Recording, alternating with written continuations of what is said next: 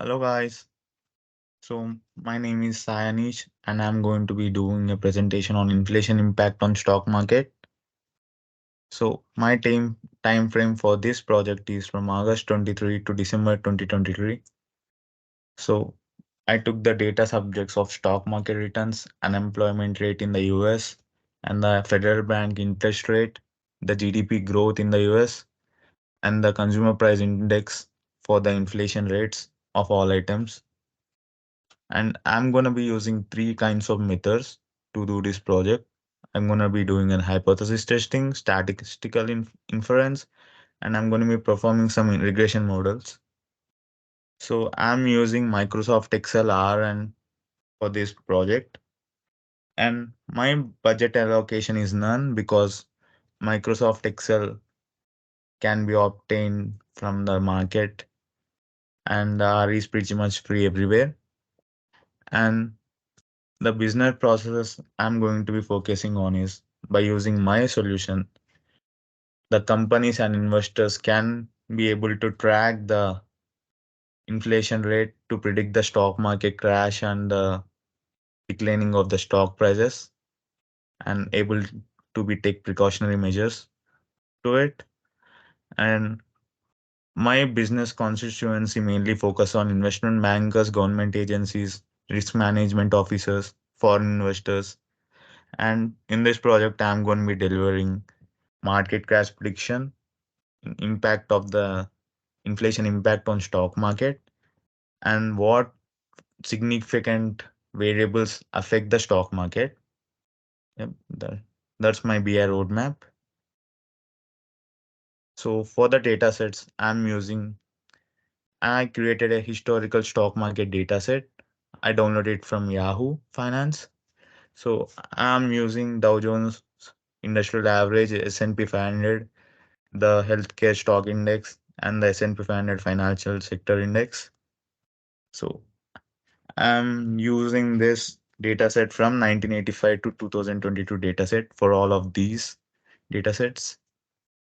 So I'm going to be combining every dataset into a single dataset. So I'm going to be performing some data integrations. So yeah, that's for the datasets part. And these are the sources I use for different datasets, the Bureau of Statistics, economic analysis. Yep.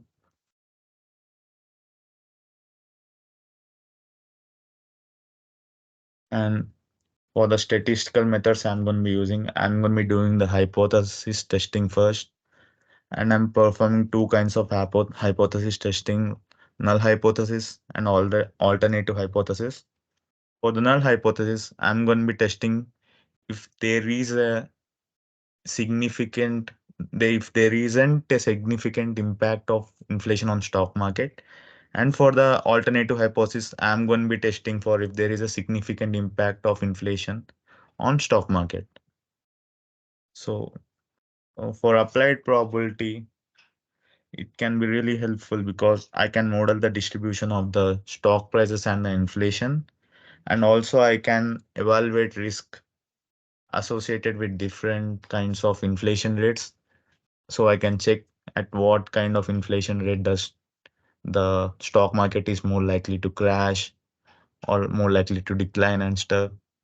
And for the statistical inference, because I'm using a population data, sorry, sample data, by performing the statistical inference, I can like make my project more flexible to work with all kind of data even before 1985. And for the regression analysis, I'm going to be using multiple linear analysis and time series regression. Sorry, multiple linear regression and time series regression. And basically, I'm using multiple linear regression because I have multiple independent variables. So for that,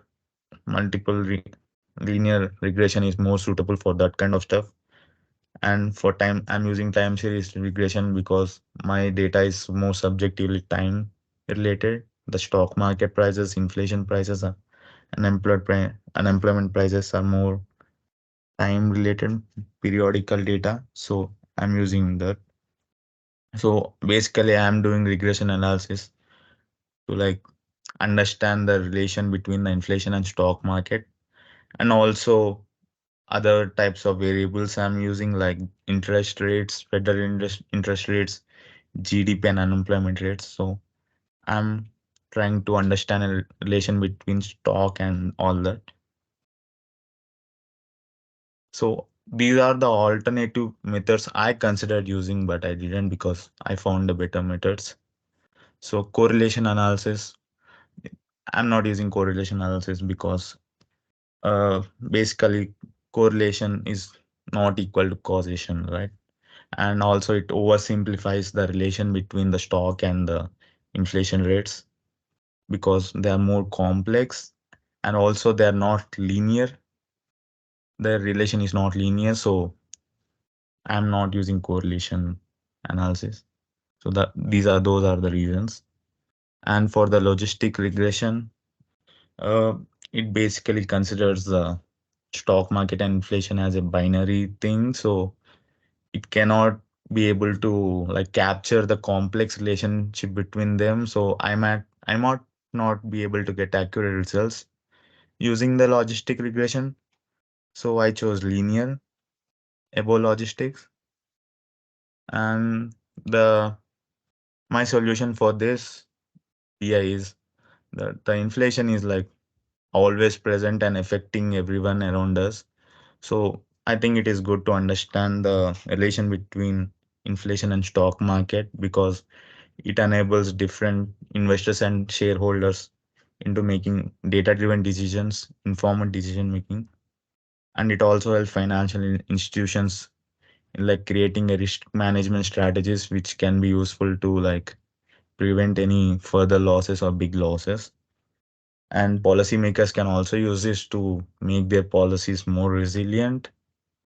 And also companies will have a competitive advantage because they are always like preventing the losses and adapting to the inflation rates and all that stuff. So they will have a more bigger advantage over the competitors. So these are the my BA solution. So thank you.